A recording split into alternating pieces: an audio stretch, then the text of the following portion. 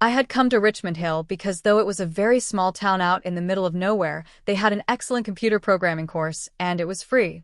My grandmother had died about 3 years ago, and she had left me a small amount of money that was tied up in a trust account at the community college in Richmond Hill. I had no idea what her involvement was with the college, but nonetheless, if I wanted the benefits of the little trust fund, I would have to take one of the graduate courses that the college offered. It was the only way. So, coming from an economically challenged background, I jumped at the chance to study computer programming with the possibility of graduating without being saddled with thousands of dollars of student loans to repay. One of the benefits of this college was that they had their own domain. One of the first things that I did was to get myself one of the free email accounts that the students were entitled to. Then about a week after I was getting settled in, I learned that the roommate that I was to share my dorm apartment with was in no uncertain terms a jock. He was a huge guy that made me feel like a wimp. He was 6 feet 2 inches and 230 pounds of solid muscle. I was only 5 feet 4 inches, and I only weighed 135 pounds. Needless to say, Jerry had a rather condescending attitude towards me. Sure, he liked me when I was helping him with his academics, but aside from that, I was sure that he wished that I would just disappear till the next time that he needed my help. All things considered, by the end of the first week, I felt quite isolated.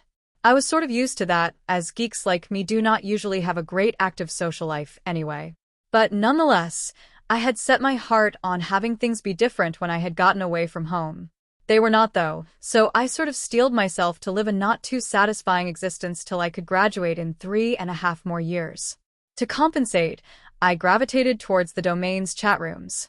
I used the handle of DJ17, my initials, and my age. That was done quite often in chat rooms. I had found this one chat room that I really liked. It seemed to have a lot of the other students on it quite often. I made a couple of friends. One of them was even a girl. But one night, I made an unusual friend.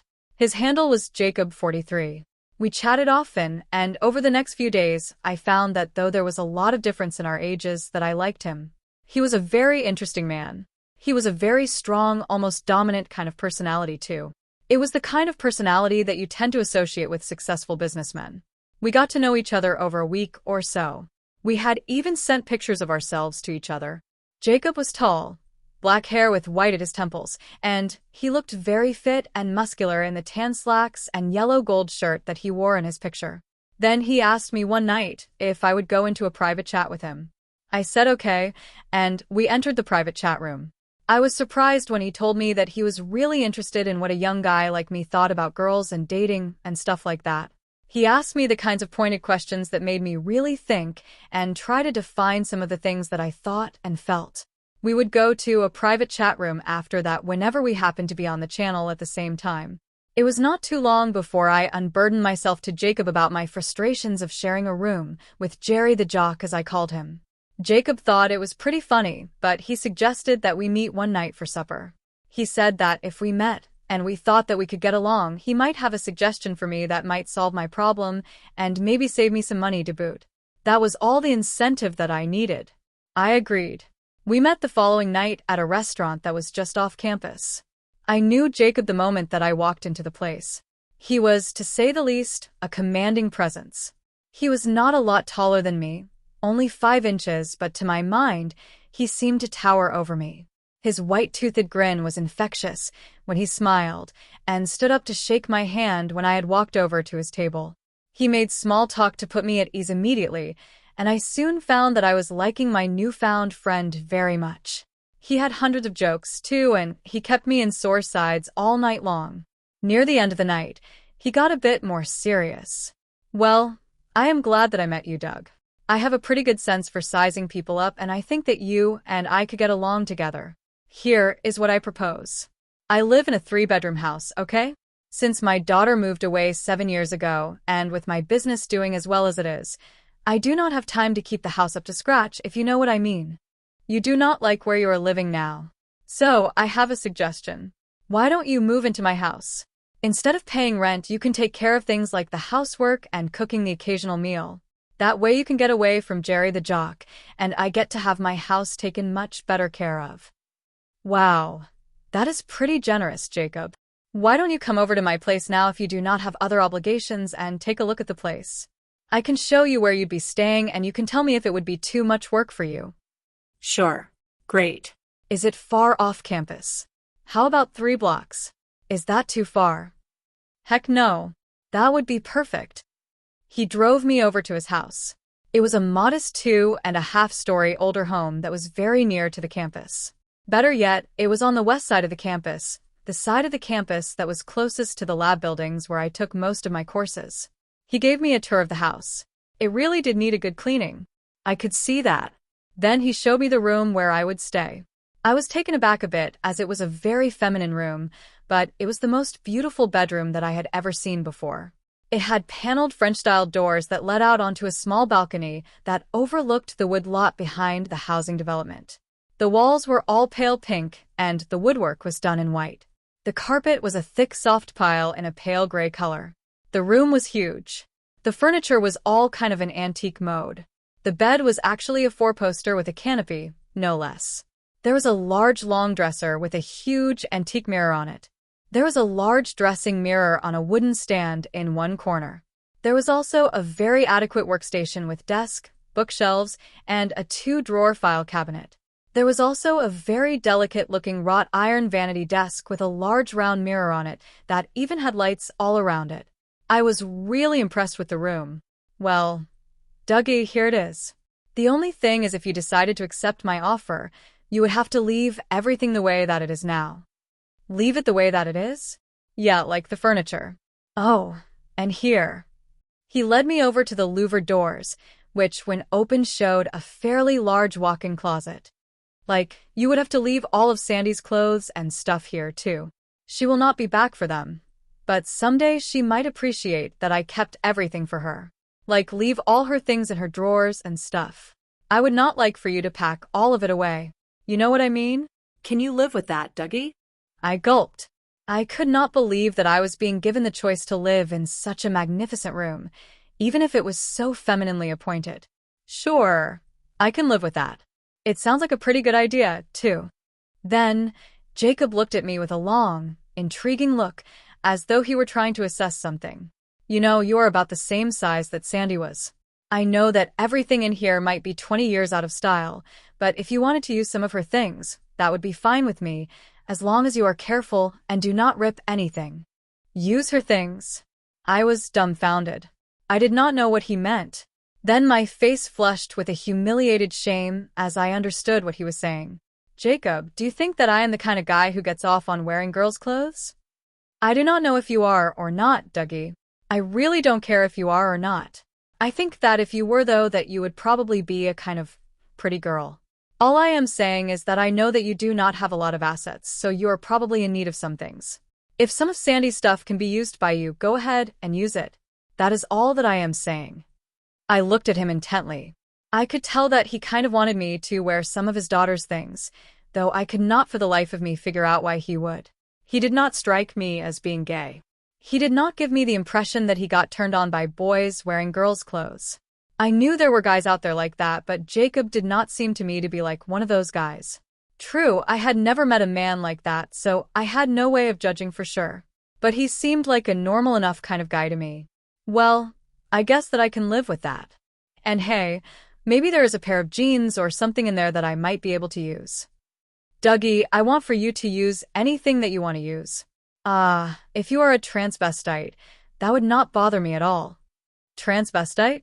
What is that, Jacob? That is what a boy who likes to wear girls' clothes is called. Oh no, I am not a transvestite. He smiled at me in a way that made me feel as though he knew something about me that I did not know about me. Well, if you are, I am just saying that I will not be upset if I come home someday and find you watching television in the living room and you are wearing a dress. Okay, now enough said about that. I guess that what I am really saying is that I want for you to treat this like your own home. Okay, I guess I can live with that. It will sure save me a lot of money, not to mention get me away from Jerry the jock. Good. So, we have an agreement, the two of us. You will look after my house for me, and in return, you will get free room and board. I grinned and shoved my hand out to him. This arrangement could save me close to $300 a month. I could just imagine what I would be able to do if I was able to get some bucks together. I could, for one thing, buy a far better computer. The idea of actually having more than $200 to my name at one time was intoxicating to me. This was a golden opportunity for me, and I leapt at it. Jacob helped me to move the next day. I felt kind of ashamed of myself when we started to load my stuff into his car. My computer boxes were bigger than the boxes that I had for everything else that I owned.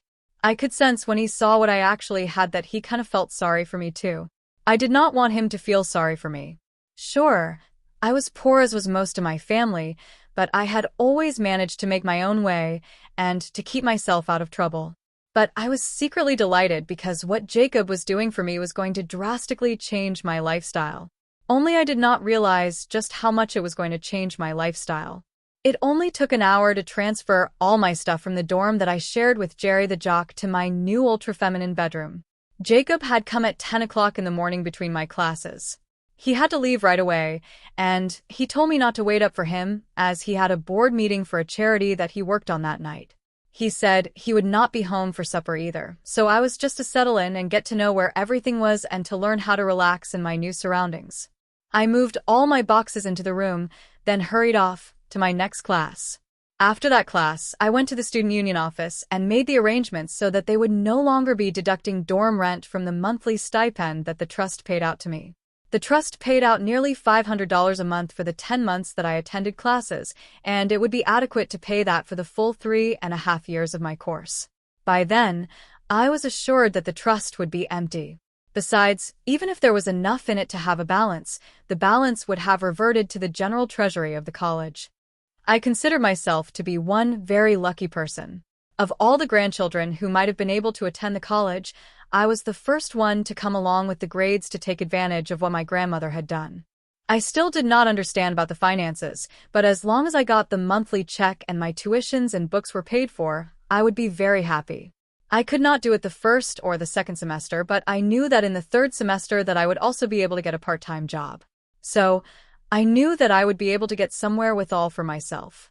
I do not know whether it was the release of emotional stress of not having to live with Jerry the jock anymore, but after my last class that afternoon, I went home to my new room and I lay on the bed and zonked out. I was exhausted. The following morning was Saturday, and I did not return to conscious thought till well into the mid-morning part of it. Needless to say, I was shocked for a few moments when I opened my eyes and found myself in a very feminine room. I looked around and relished the sensation of the satin coverlet on my skin, though the lace trim of the pillow shams tickled my cheek and neck a bit. I felt absolutely elated when it finally dawned on me that I did not have to wake up and be nice to my jock roommate. I also no longer had to live with the fear of displeasing him and risking the threat of physical violence. As my awareness of my newfound living situation began to become a reality to me, I was delighted, and I felt happier than I have felt for a very long time. I roused myself, amazed to discover that I had slept in my clothes. I could hear no noises in the house, and I wondered if maybe Jacob had left the house already. I roused myself to my feet, and once again looked around the ultra-feminine room. I did not know why, but I found that the muted pastel colors was very pleasing to me. I felt warm and comfortable. I went downstairs to find that I was indeed all alone in the house. I had a light breakfast, then went back to my room. I needed to get unpacked and get my computer and my school study station all set up as soon as possible. I busied myself for the next 3 hours doing exactly that. When I went to put my meager supply of underwear in a drawer, I was intrigued with the piles of silky pastel-colored underwear that I encountered. Jacob's words about using any of her clothes that I wanted to use came back to me, and I blushed with shame. I felt shame because I was a boy, and while looking at the pretty lingerie that was just inches from my fingertips, I felt a desire to know what it would feel like to wear such pretty things. Boys were not supposed to feel that way. I softly closed the drawer, and I wondered to myself how long I could hold out before I yielded to the temptation to put on some of the intimate pretty lingerie. I knew that I would do it someday, but I also knew that my training as a boy would resist the desire. I knew only too well what societal feelings were about boys who dressed in girls' clothes was. And it was not positive. Where I had grown up, that kind of male was considered to be one of the lowest life forms that populated the earth. I did not want to become one of them, but my fingertips retained the sensation of how soft the silky panties were. It was like I could feel the delicate material on my hands long after I had closed the drawers. I busied myself in the closet hanging up my threadbare supply of outer clothes. As I did so, I was acutely aware of the seemingly endless supply of pretty feminine clothing hanging row after row, and the scents of perfume in that small room were overwhelming to my sensibilities. Since I was in there, and since I knew that Jacob would expect me to be curious anyway, I looked through the racks of dresses, skirts, blouses, sweaters, blazers, coats, and shoes. Sandy had obviously not been much of a pants wearer, as there were only 3 pairs of dress slacks and 1 pair of blue jeans in the entire closet. She did have 2 pairs of shoes, though, that almost looked like a guy's loafers. Idly feeling a twinge of guilt, I slipped one of my feet into 1 pair and was amazed to find that the shoes fit me. Not only did they fit, but the high instep of the shoes pushed up against the arch of my foot, and it felt really nice. In fact, it was the most comfortable shoe that I had ever worn. I hoped that Jacob would not be too upset, but I did my scruffy beat-up old things in preference of the pair of brown leather loafers with a 3/4-inch heels, excepting for the slightly higher heel. They looked like a pair of guys' shoes. I felt a wave of delicious naughtiness flow through my psyche as I walked about the room, knowing that I was wearing girls' shoes. I just could not get over how comfortable that they were. I idly wondered in a lost moment that if Sandy's shoes fit me so well, how would her other things fit me? I blushed with shame. I thought of myself actually dressing myself up in her soft, sexy lingerie and one of those pretty dresses that I had just been looking at. Not wanting to pursue such thoughts, I decided to make myself busy. I completed hooking up my computer and stowed all of my textbooks neatly at the workstation. I sat for a moment looking at the blank screen. The thought occurred to me that Sandy had probably sat in the same place, wearing the same shoes that I was wearing. I blushed and knew. I went down to the kitchen and set about to tackle the mountain of dirty dishes piled on the sideboard and packing away the takeout food cartons. Jacob ate well, but he was an obvious slob. He needed a woman to take care of him, I thought. Before I realized that I was doing what a woman would do for him, and I was doing it while I was wearing a pair of women's shoes. I lost track of how many times I had blushed that day. I was so embarrassed by these strange thoughts that were so easily coming into my mind. I did not want to become a fairy, but I could not deny the reality that I was starting to act like a fairy. After all, only fairies wear girls' shoes all day, right? And I suspected that I was even starting to think like a fairy. There was an old saying that idle hands were the devil's workshop. I determined that I would keep myself as busy as I could whenever I was at home. I knew myself well enough to know that if I did not keep my hands busy, that it would not be all that long before I might actually be standing in front of a mirror and seeing what I look like wearing a pretty dress. I shuddered, but I was aware that this desire was a growing thing in me. By 9 that night, the kitchen was probably cleaner than it had been since Sandy had left home so many years prior to my arriving to fill her shoes, so to speak. I could not help but to giggle a bit at my self-deprecating humor. It was true, I was filling his daughter's shoes and taking care of him that way that I ensured that she had when she had lived with the handsome businessman. I went to bed exhausted. Jacob had not come home, and he had not called. But then again, I was not his wife, was I? I should not expect him to call me to tell me what time he was coming home. Nonetheless, I had left a garden salad and a tuna salad sandwich on the coffee table for him. It took about a week, and I soon realized that Jacob spent very little time at home. I did 1 room a day when I got back from school, and by the end of the week, the house was looking like a normally lived-in and clean home. I liked having the physical work to do, even though it was housework. All was going well except for one afternoon a week after I had moved into Jacob's house. I was in the computer lab, and I was working on a project. Crystal Roy came in. Crystal and I had sort of become friends. She was a cute redhead with this really curly hair that she had given up on trying to control when she was 8. She had green eyes, and she was the epitome of the Irish Colleen. We were working on the same project, and I was a bit further advanced than she was. So, because I liked her, I was helping her get up to scratch with her lab work. She dropped a pencil, and suddenly I heard an "Oh God." "What is it, Crystal? Did you hurt yourself? You bang your head or something?" No. When she straightened up, She was looking at me with a perplexed and curious expression in her eyes. What is it, Crystal? You are wearing girls' shoes. I had forgotten to change my shoes before I left home. I suddenly realized that I had been wearing girls' shoes almost all the time. I tried to bluster. No, I am not. What would make you think that? She stuck her foot out to align it beside mine. She was wearing virtually the same style of shoe that I had on. I could not tell her that she was mistaken. She had bought herself girls' shoes, and mine looked exactly like hers. So, why are you wearing girls' shoes? I have a problem with fallen arches, and my roommate suggested that I try wearing these because of the high instep. She looked at me for a long moment. I think that you wear girls' shoes because you wish you were a girl. What? How can you say such a thing? Just look at you. Your hair is thick and shiny and is better kept than half the girls in school keep theirs. You have fine, delicate, girlish features. Your complexion is to die for. You are prettier than a lot of girls are, Dougie. I bet you like to wear panties under your jeans, too. As she said that, my mind flashed back to how I had felt a week or so earlier when I had been in the panty drawer in my room. I blushed. You do, don't you? Look at the way you are blushing like a shy little virgin girl. Her words smashed into my psyche. It was like being hit in the face with a 2x4.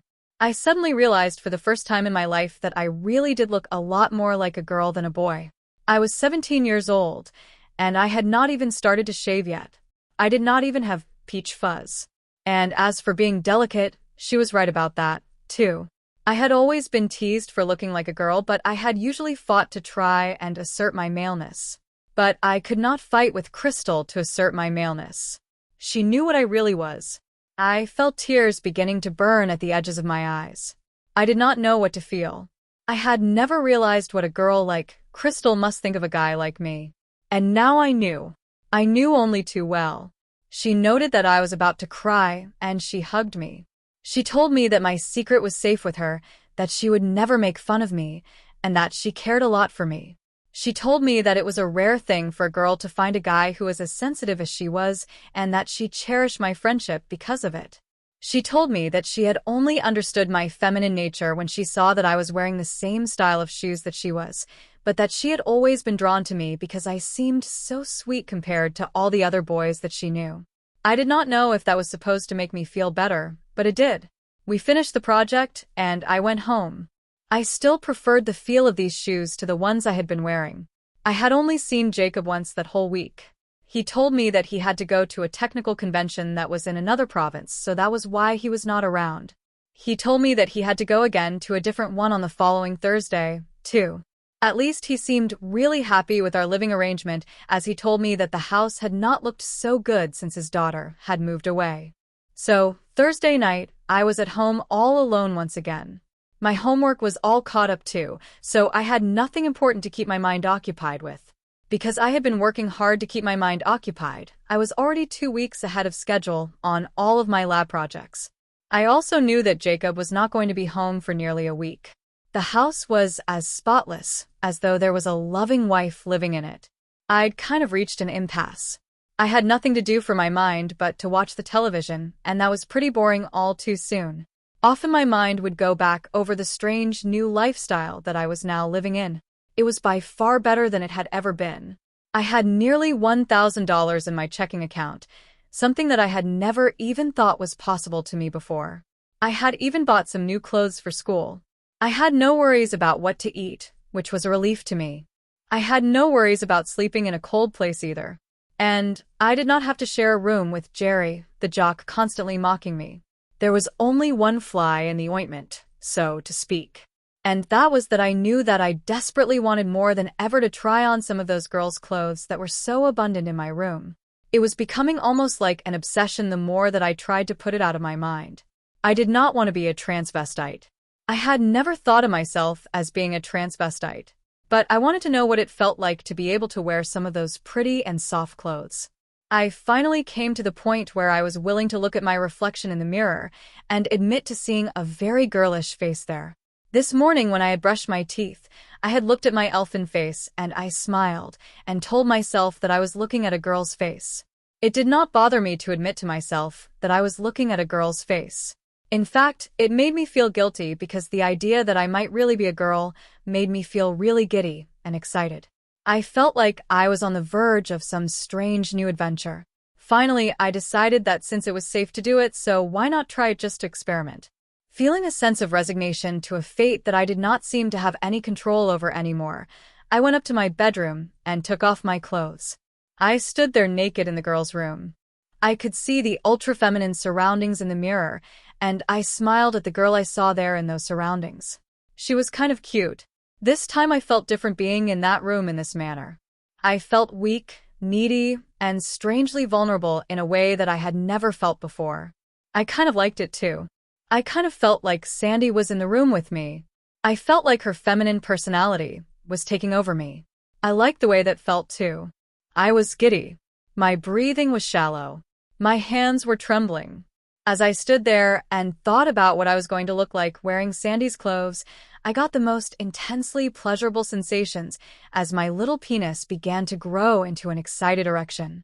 I could not believe that I was getting so turned on just by the idea of wearing girls' clothes. If that was what was going to happen to me, then I was going to enjoy it, I determined. With a last little flirty smile at the girl in the mirror, I turned my back on her and I went into the bathroom to take a shower. In there, though, I chose to take a bath, and I filled the tub with a delicate floral-scented application of bath oils.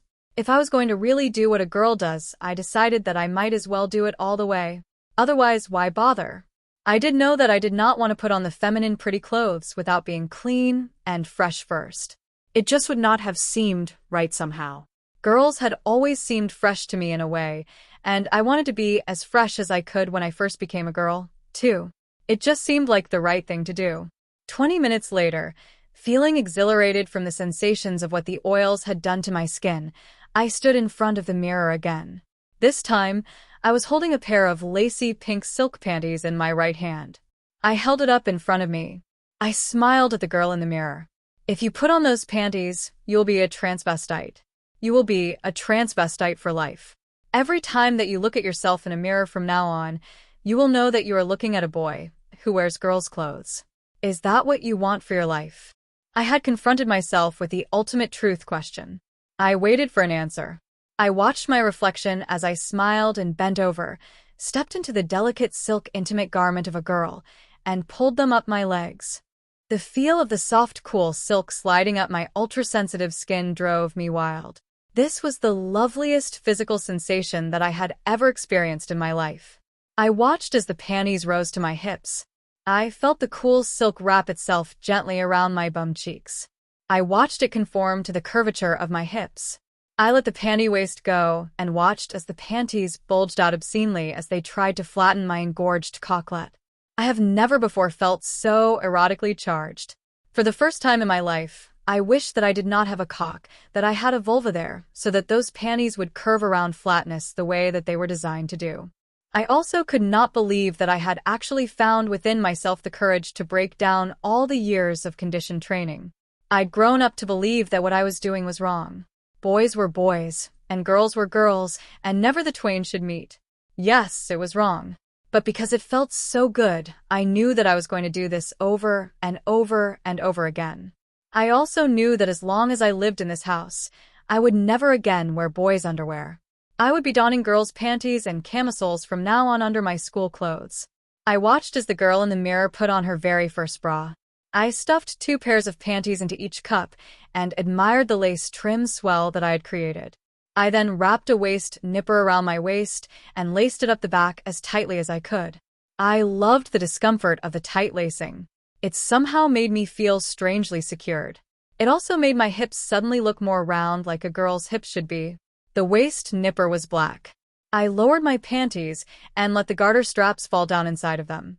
I then sat on the edge of the bed and for the first time learned firsthand why girls love to wear nylons.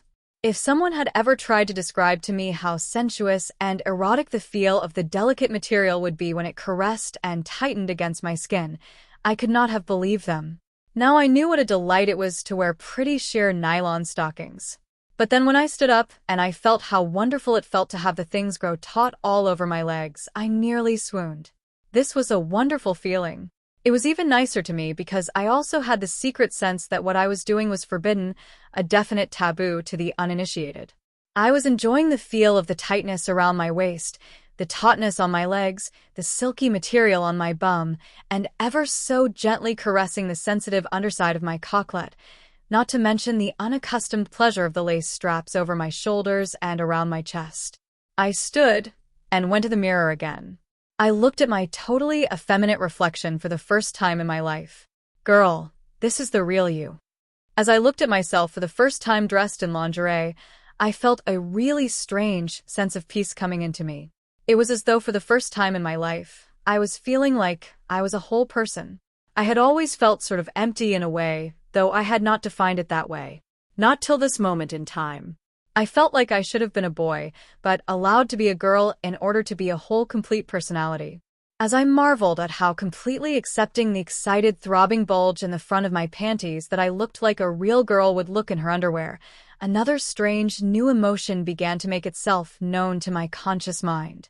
I felt like a delightful bubble of something was forming in my tummy just above where my cocklet was straining against my first pair of panties. As I thought about what a nice feeling it was, the bubble seemed to grow, and as it grew, it seemed to move slowly up into my chest and come to rest where my heart was, right under the lacy cups of my first bra. Then it seemed to burst, and it filled my body with an emotion of pure delight. I knew what it was. It was my girl personality, and she was making herself known to me. I loved her, too. She came with such a sense of sweetness in her that I could not help but to love her. I also knew that I wanted for her to live and express herself through my life such as it was. With a nearly ecstatic grin on my face, I spoke to her. I even knew her name. Welcome to my world, Miss Deborah. I spent the next hour exploring the closet, pulling out dress after dress, holding them up against my body, imagining what I would look like in each one. Finally, I settled on a beautiful pale blue dress with delicate lace trim and a flowing skirt that swirled around my legs when I moved. I slipped it over my head and felt the fabric settle against my lingerie-clad body. The dress fit perfectly, as though it had been made for me. I turned to the mirror and gasped. The person looking back at me was beautiful. She was delicate and feminine and utterly lovely. I had never felt so alive. I spent the rest of the evening trying on different outfits, experimenting with makeup, learning how to walk in heels. Each new discovery filled me with a joy I had never known was possible. By the time I finally went to bed, I was exhausted but exhilarated. The next morning, I woke up and immediately reached for the panties I had left on the chair beside my bed. I put them on along with a camisole and a pair of nylons. I dressed in a simple skirt and blouse, and I felt more like myself than I ever had in my life. I went downstairs and made breakfast, moving through the kitchen with a new grace and confidence. I felt like I was finally living the life I was meant to live. Over the following weeks, I settled into a routine. By day, I was Dougie, the quiet computer programming student. But at home, I was Deborah, a beautiful young woman who loved pretty clothes and feminine things. I became more and more comfortable with my new identity. I started wearing makeup every day, even under my school clothes. I let my hair grow longer and styled it in soft waves. I practiced my walk, my posture, my voice, until being Deborah felt more natural than being Dougie ever had. Crystal became my closest confidant. She knew my secret, and she supported me completely. She helped me with my makeup, gave me fashion advice, and even went shopping with me for new clothes. "You're really beautiful, Deborah," she told me one afternoon. "I mean it. You're more of a girl than half the girls I know." I blushed and smiled. "Thank you, Crystal. I couldn't have done this without you." "Of course you could have," she said. "You just needed a little push." Jacob, too, seemed to know what was happening. He never